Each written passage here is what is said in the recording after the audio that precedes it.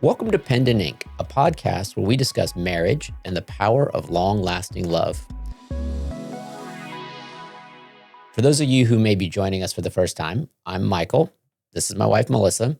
We've been married over 30 years, and on this podcast, we share stories from our life, our time together, with the hopes of giving you a picture of marriage that is positive. So if you are young and early in your relationship, old and early in your relationship, or maybe you've been together for many years like we have, we hope this gives you some thoughts and inspirations and things to take into your own relationship. Yep. Each episode, we dive into a new topic. And today, we are sharing stories of how technology has changed over the course of our lives. Believe it or not, our relationship started before cell phones, before the internet, and before all sorts of things that we'll discuss today that have really changed how relationships begin. All right, you want to dive into the fun topic of technology?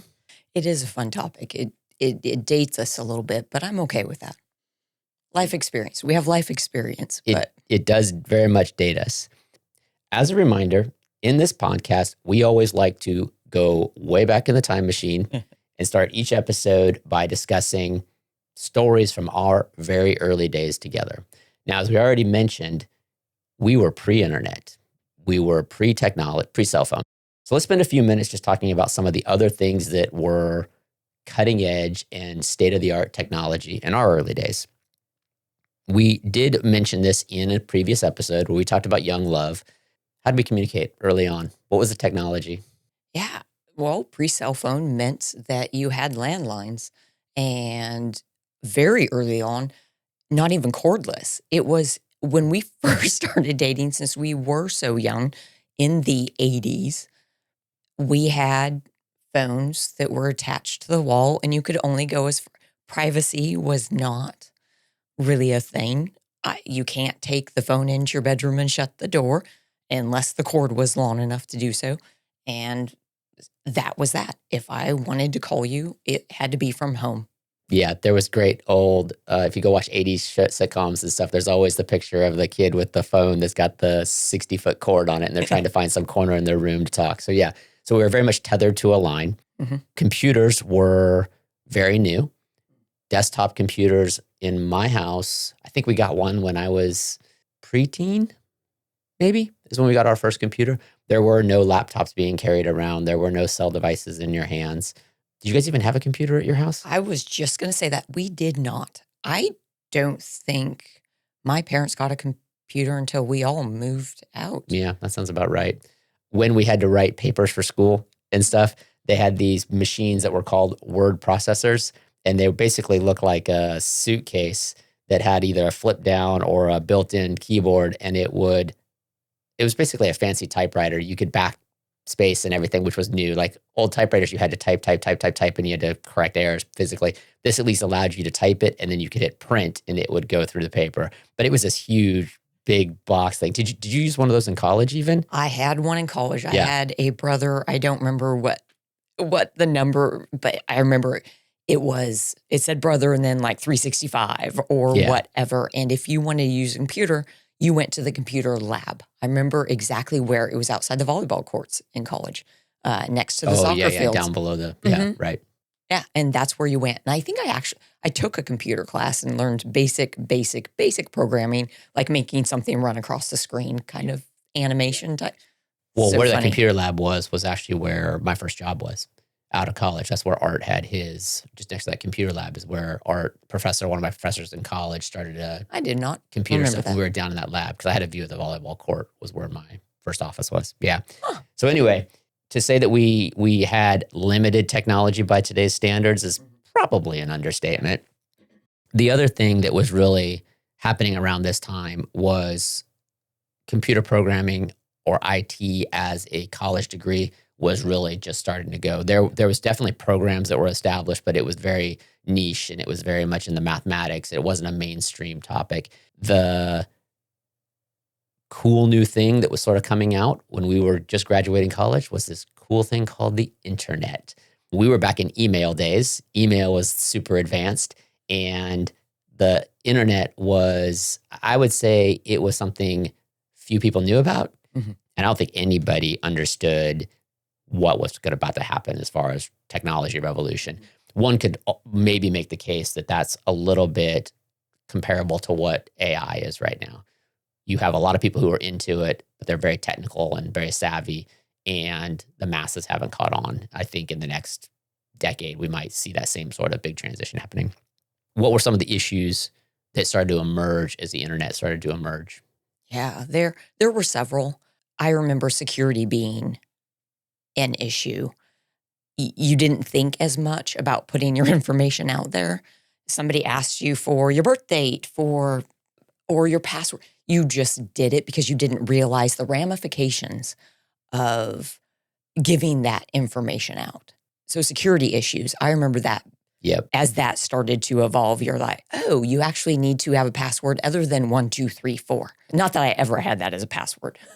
I wasn't that remedial, but that was one of the things that I really remember. Yeah, these were the early days of computer viruses were a big deal. When you started to actually have a computer, the online security was something that was just super emerging. And then with almost every technology, pornography was all over the place in the early internet days. So to say that those things, we sort of grew up in learning how to protect your digital privacy, protect your digital security, to navigate the world of pornography and all that sort of stuff. I think those were the wild days of the 80s and 90s in internet land. Let us know what your early tech days are. Maybe you're in right now, and we're going to dig into what we know what tech looks like right now. But maybe you grew up in that same era. Anything we missed in there that sticks out as particularly funny to you about technology back then versus today? Or maybe you even grew up before we did. And what was your technology experience? I say we fast forward to today. Let's get into the meat of technology today. And our focus is, how does technology today play into relationships? Now, if you want to revisit our earlier episode on Young Love, I think it's episode 5 or so, we did a pretty deep dive into what communication looked like for us in our early days. Technology played a big part in that. So we're not going to dig into that today. We're just going to sort of fast forward, and we're going to talk about looking at technology today and relationships today. And since which we'll share here in a bit, our early days were way before all this stuff, we are looking at this through a lens of an observer in some cases, but also our daughters are going through it. And we've watched their friends really dig into this. And we've got friends who are still single who are dealing, and we didn't mention this earlier, but Melissa is a therapist, counselor. And so she deals with lots of people, works with lots of people that are. And I was just going to say that, not just what our daughters, but I have quite a few. I have clients from the ages of 18 to 67, I think. And I see the younger set, those in their 20s, and they've told me stories about what their experience is with.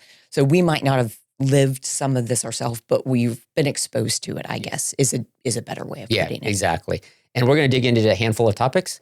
We encourage you to engage and listen into these topics, and then be thinking of any that we miss. Because at the end, we'd like to ask you to say, hey, that's all great and dandy, but you missed this piece. So we get a sense of what you guys are dealing with out there in technology and relationships. And maybe we could address that in a future episode. It's something we missed. Oh, wow, if there's a huge oversight. Yeah, exactly. I think we're pretty thorough, but we miss stuff sometimes. We do. So let's jump into it. 24/7 connectivity. We did not have to deal with that. We had breaks from each other. We had times where you simply could not communicate. That's not the issue today as much. So how does that impact? What do you see in that? Yeah, the unrealistic expectation, at least I feel it's an unrealistic expectation that you should have access to not just your significant other, but family and friends whenever you feel like it. I know a lot of people that feel put out if they send a text and it's not replied to in 15 minutes. What are you doing? And that's just doesn't, we have lives, we're working, or maybe we're setting the technology aside to maybe engage with somebody that we're sitting in front of, and we're not always going to be available. But a lot of people think because you own a cell phone, you should respond to me ASAP. Immediately. Yeah. Unrealistic for sure. And I think the other thing is people read in a lot of intent when there's not immediate response, or some people do. Others don't care about it at all. a downside of not being connected 24/7 is it's hard to reach. It was back in our day, it was hard to reach people. So you actually had to very much plan ahead and think about that sort of stuff. You certainly don't have that problem today. Again, we've done a little bit of a deep dive into that. So we do encourage you to check out our episode on young love, and we'll talk about how that really impacted us. So we won't belabor the connectivity, but always being tethered to something is an issue. Let's talk about dating apps. What was our experience with dating apps? Zero. There were none. Well, we predate we predate apps. dating apps. Yeah. Absolutely. Because when did the first dating apps? Well, this feels like a trap question because they dating apps, actually the first dating website, as Melissa informed me earlier, came out the year we were married, which then became a hot button of when were we married? I know that, 1995. And this is where I would make the joke of June 21st, because earlier in a previous episode, I may or may not have gotten our anniversary date wrong. But I do know July 21st, 1995, which happens to be the first year that I think it was it Match.com? What was the first I website believe that it came out? was. Yeah, I believe think that was the first. Yeah. We did not experience Mhm. dating apps, but we're going to dive into this because our girls have experienced dating apps, or some of our friends have experienced dating apps.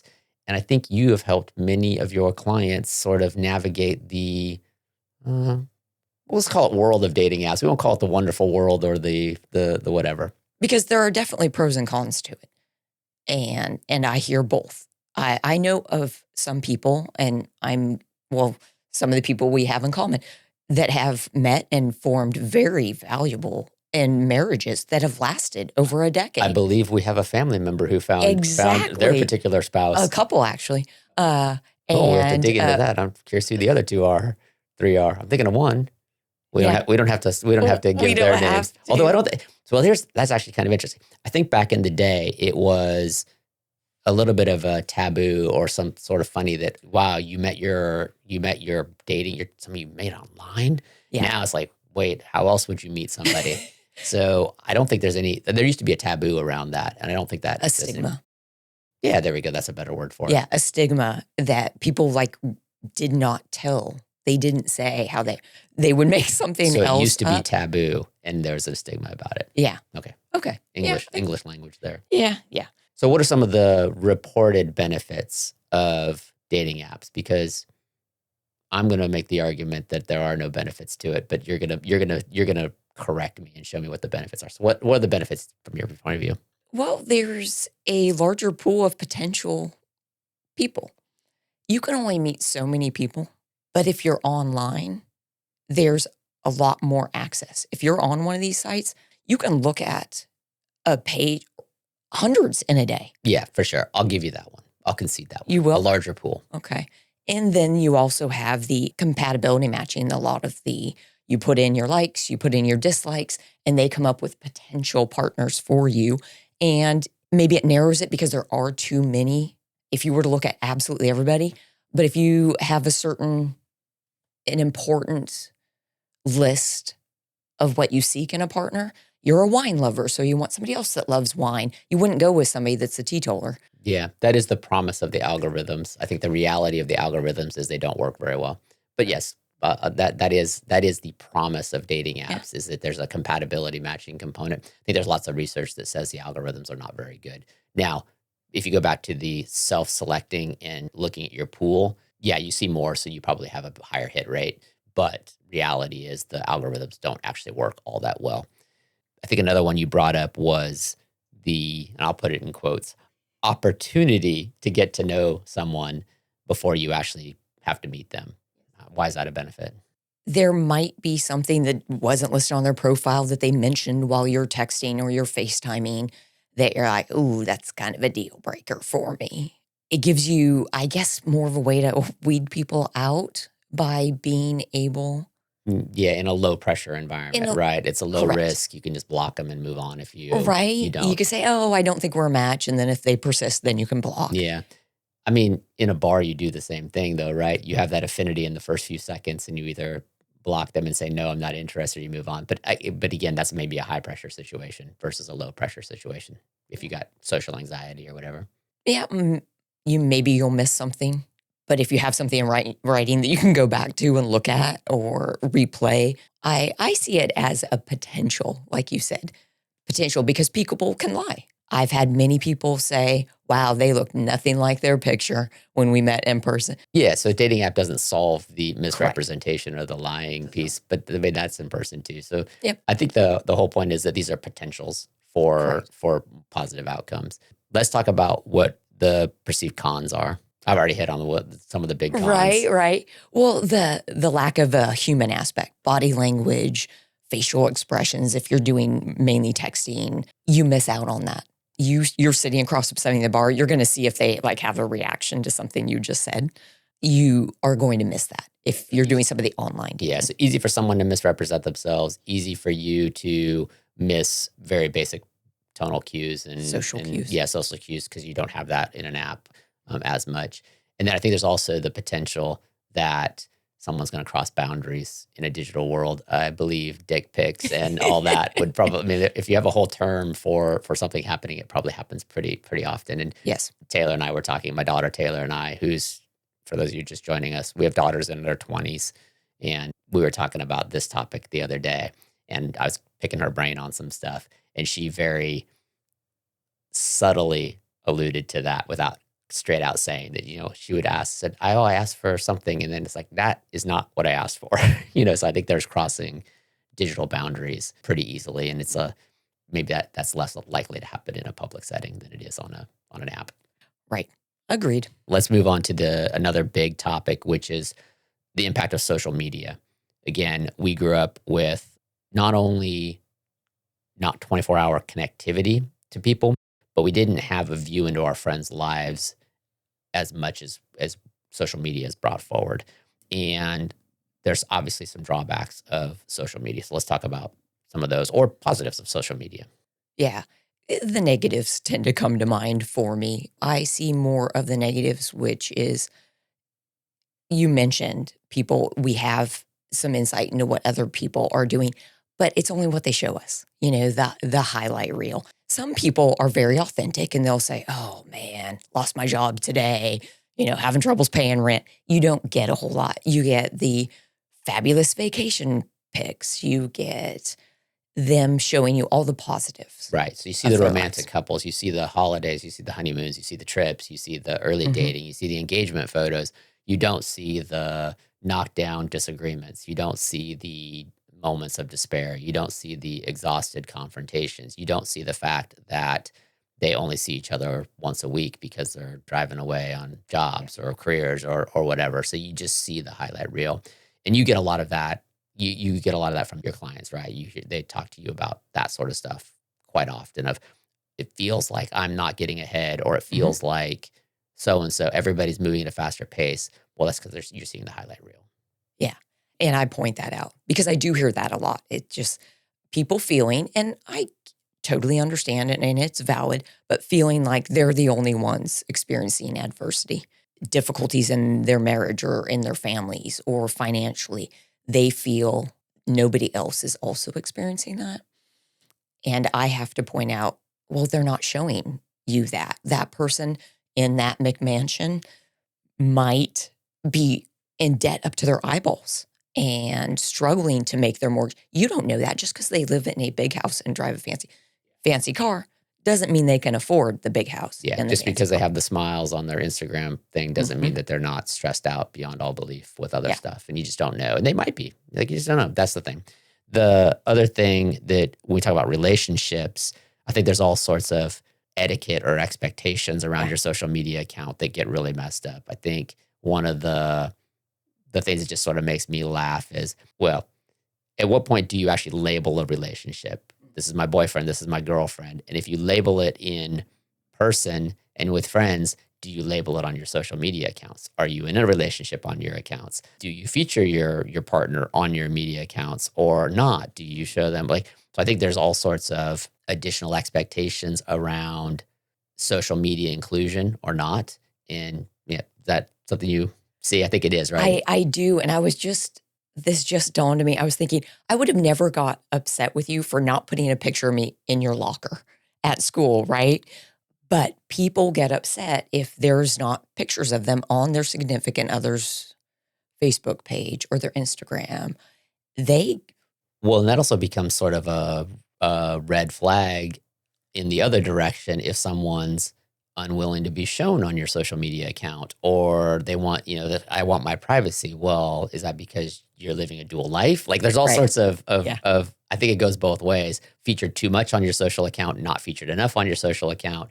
I think this goes to how do you represent yourself as a relationship in person, and how you do it in your social accounts is a big deal. And it also depends on how you use your social accounts. I mean, I could do a good bit on there, but I don't share personal stuff on social media. Whereas other people share everything personal, or at least the highlight reel of everything personal on their accounts. So I think you have a lot of digital friction on social media accounts. Let's talk about behavioral impacts of social media. Doom scrolling, time spent on your phone, minutes turn into hours, turn into days of time just brain dead on your phones where you could be interacting with somebody else, obviously. And I think you brought a term up for that I had not heard. Technoference, where the technology gets in the way of whatever it is you're doing. If you're supposed to be having a conversation with your significant other, and then your phone makes a noise, and all of a sudden you've got your phone in your hand, they're like, hello, we were talking here. Have we ever experienced technoference? Of course we have. Yeah, I think so. We talked about when the internet was coming out and that sort of stuff. Very similar. Technoference was a thing with internet days, early days on computers. Mobile phones and social media just exacerbated that and made it even worse, right? But there was definitely times where I would spend, I mean, one of my earlier side jobs was web development. So I was very much in early days when you actually had to code websites, and it wasn't just go spin up a website. I did a lot of programming, but I also did a lot of just internet searching and a lot of scrolling in early web days where everything was slow. So I spent a lot of time. So I think we had a lot of that. And then I think once we transitioned to mobile phones and that sort of stuff, I think we had to go through, and we'll talk about this a little bit later, of some boundaries we put in around this. But I'm definitely prone to just spending time on my phone, whereas you came to the technologies much later. You do Facebook with friends and that sort of stuff. So you have nightly time that you spend kind of catching up on your social circle, but you don't do it in the moment as much as I do, or as lots of people do. So that technoference, we had to sort of deal with that. Yeah. Yeah. Like I don't have the Facebook app on my phone. Right. It just, and I never post. I think my last post was in like 2018. I don't post. But like you said, I have family on there. We live 3,000 miles from family. So I will look at what's going on. But you're right. I don't spend. Well, let's dig into one more area of how technology impacts dating relationships before we move on to our next segment. And let's talk about security.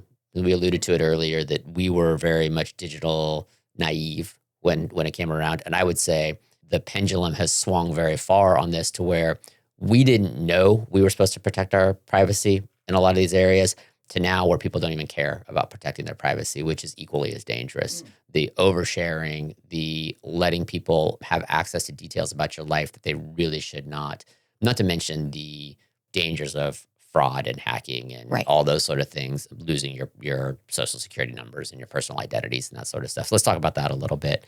I think one of the things that Taylor brought up that I hadn't really thought about was location sharing, and the danger of, if you're posting and you're tagging where you are in photos, or if you're even just letting people in your circle or maybe your wider circle have location tracking on you, that sort of opens up a danger that I hadn't really thought about. But it's like, that's a good point. So oversharing and location. What other dangers are there? Yeah, I was thinking the oversharing with the, can't wait to go on my trip to Europe. We're going to be gone for 14 days.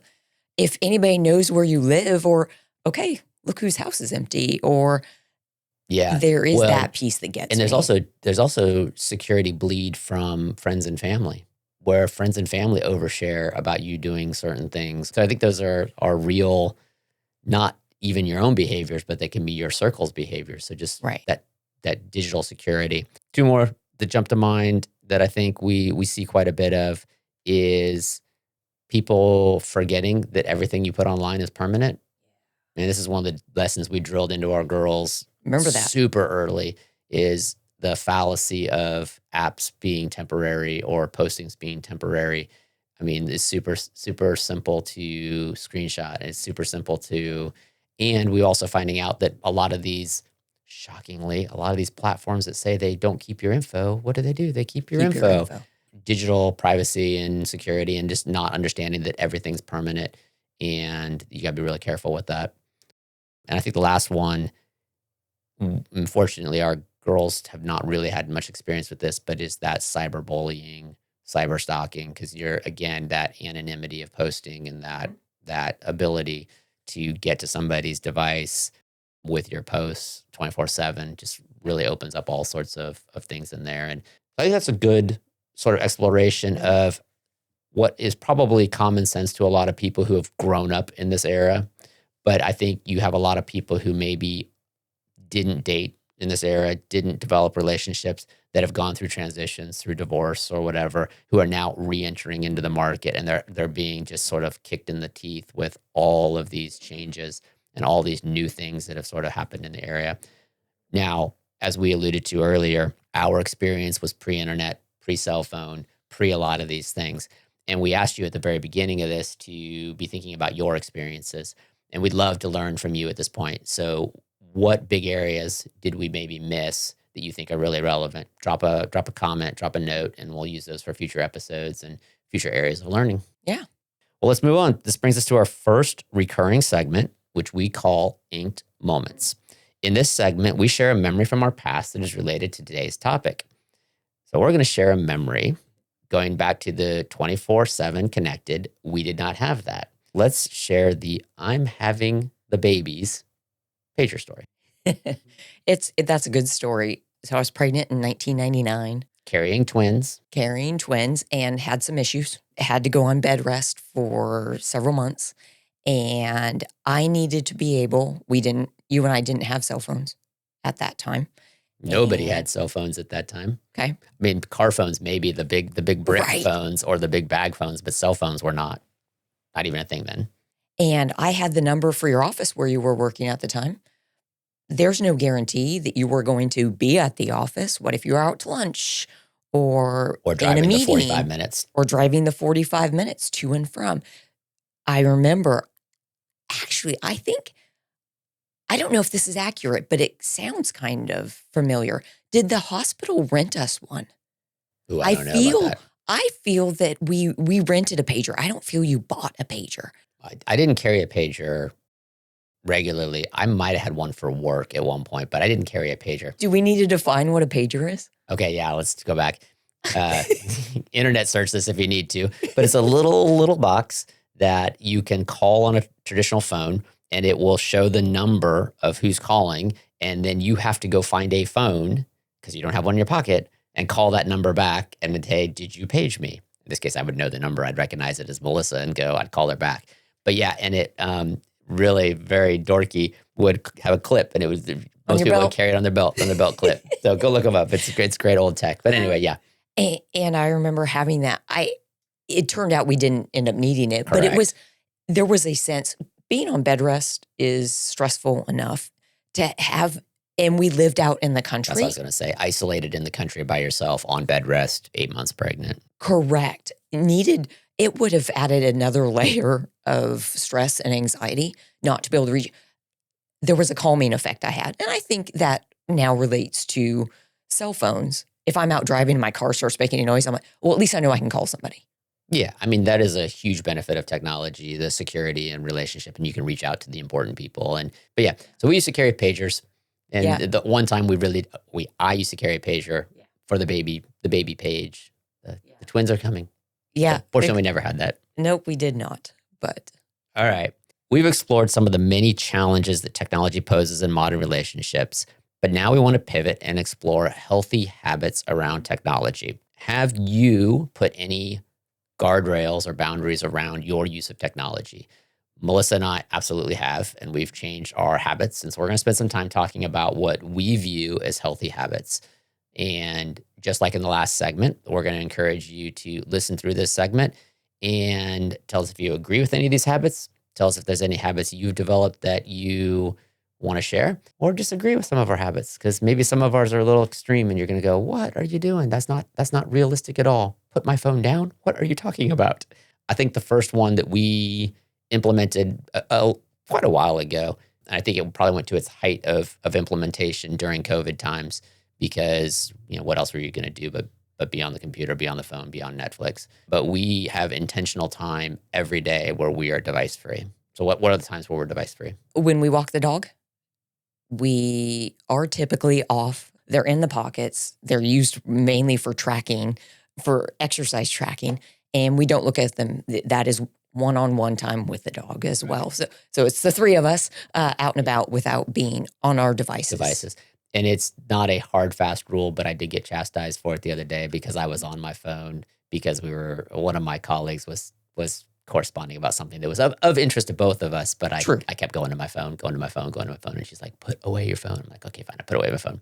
And the other one we have, and I just realized, you mentioned a lot of these things, with COVID, but this went way back. The girls didn't get their first phones till like freshman year, I think. They were 13 when they got their first phones. Okay. So the end of middle school, and we had a no phones at the dinner table policy, and we've kept that. We don't text during meals. That's meals out, meals in, doesn't matter. There's no technology during dinner time, meal correct. Times. And so that one has been around for 13 years. Yeah. When we had the girls living at home, we would always have dinner around the dinner table, and it was always time to share and not be on your devices. We don't have that same tradition with just the two of us. We've replaced it with some other technology like, TV and Netflix and streaming and shows, but still it's not a time to be on your devices. Correct. For sure. Yeah. So the walks, the dinner, what else? What are the other times? I think those are the vacations. When we travel, we always make sure that we have times where we're not on our phones, and that's being at experiences or just, hey, we're in a new place, be off your phones. We don't spend much time posting and trying to document. And I've actually even gotten to the point where, and this is maybe a small little thing, but I think having a phone with a camera in your pocket changes the way you travel, changes the way you experience things. This, I want to take a picture of everything, becomes a huge distraction to living in the moment. And our first few trips, I had my camera out all the time. I was taking pictures and taking pictures and taking pictures. Now I'm much more strategic with, I take a few and I put it away. Just being aware that, I'm just taking pictures. Yeah, but you're not living the moment.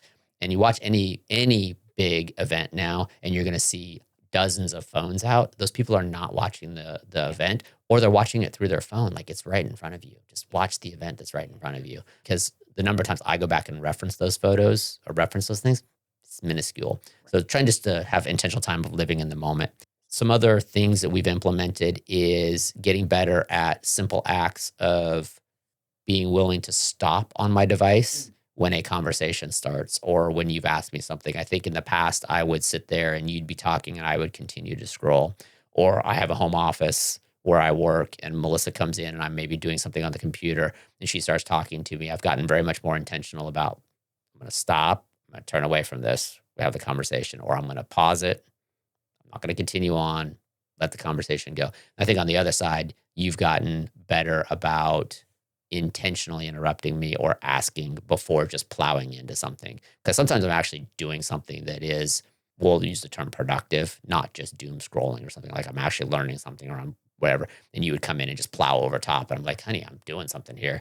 And it's hard for you to know if I'm just killing time or if I'm doing something. So I think we've both gotten better at that. Is that?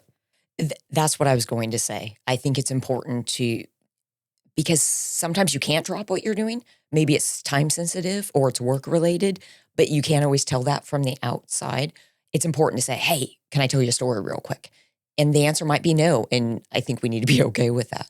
But I think that is important. And you're right. I have been working on that. Something that, instead of just walking in and assuming 24/7 access in a different way, since we both work from home, to find out if now is a good time or not. Yep, exactly. And then related sort of to that is respecting that there are certain habits we have of certain times of day where we do things. I mentioned earlier that you spend time catching up with friends and family via Facebook. Well, you do that in the evening every night. So I'll come downstairs. I know if you're sitting at the table and you're on your computer, you're doing that. So it's not a time where I'm usually going to come in and tell you stories. Doesn't mean I can't say, hey, you got time for a story. But usually I'm going to say, oh, yeah, she's spending her time doing whatever.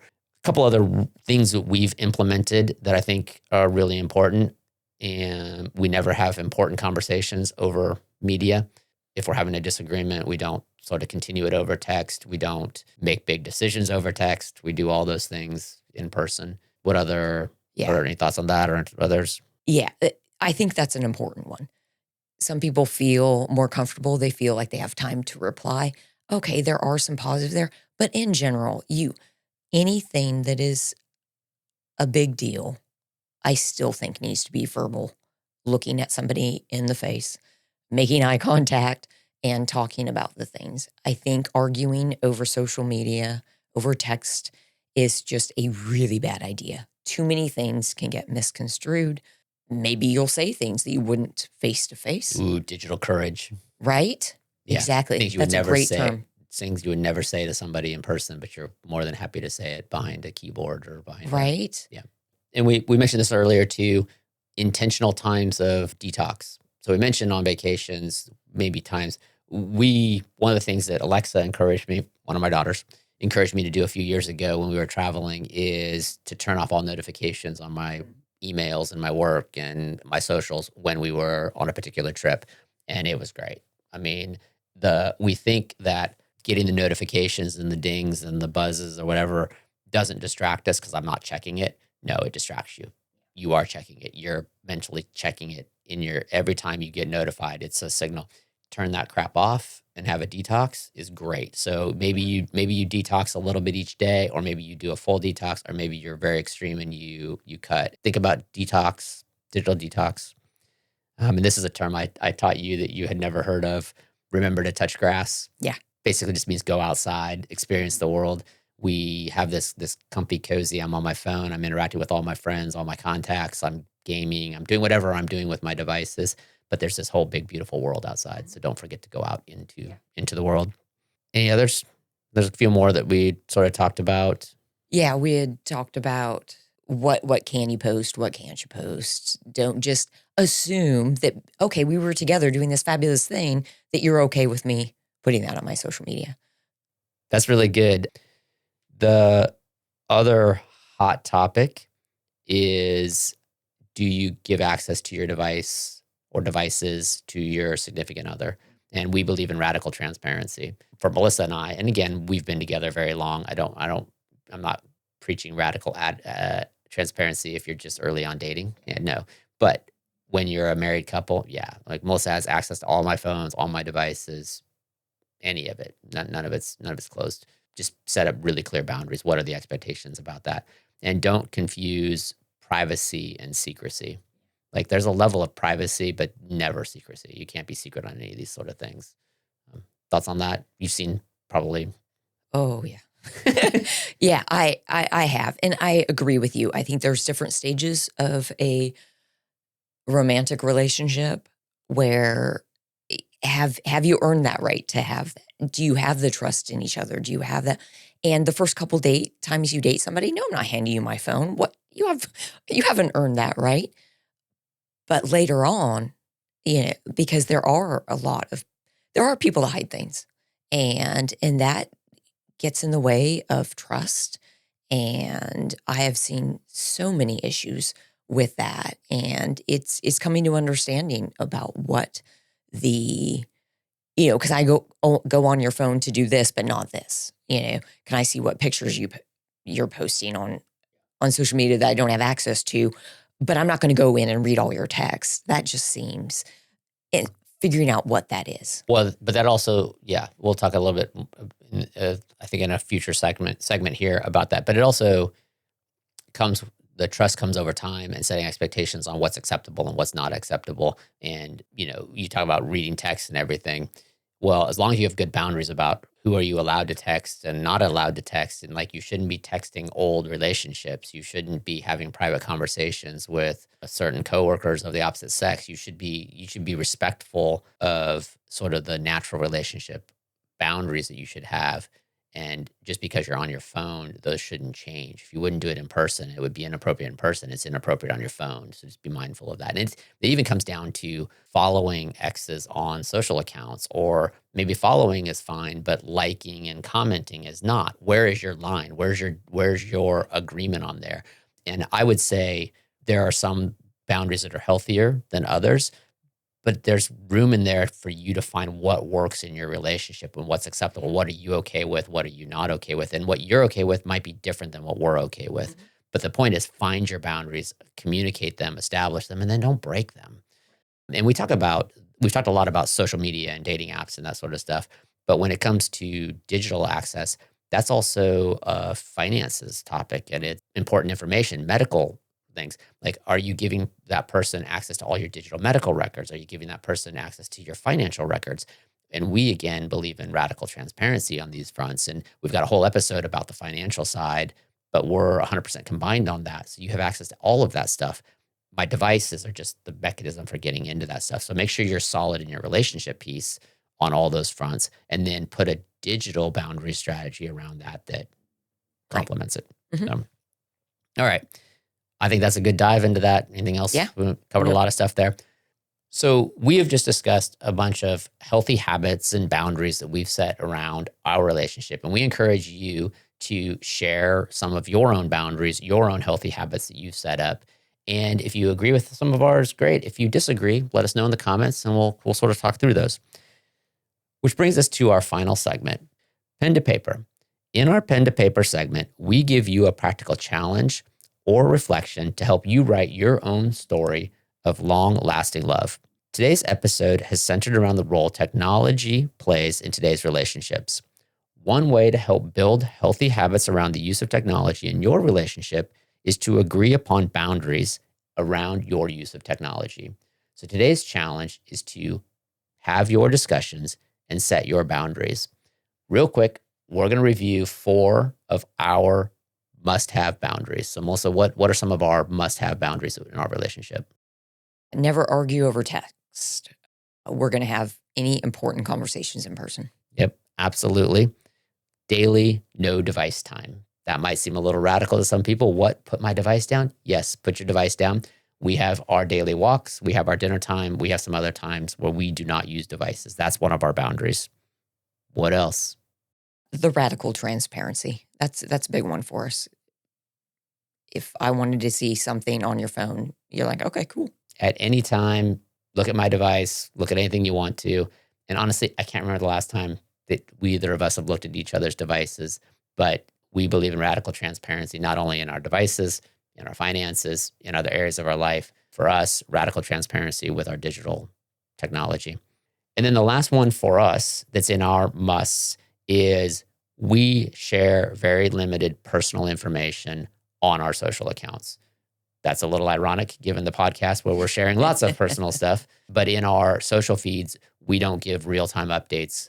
Matter of fact, we don't give any updates about what's going on in our life and our family, except maybe the occasional really big milestone. Now, our girls share much more.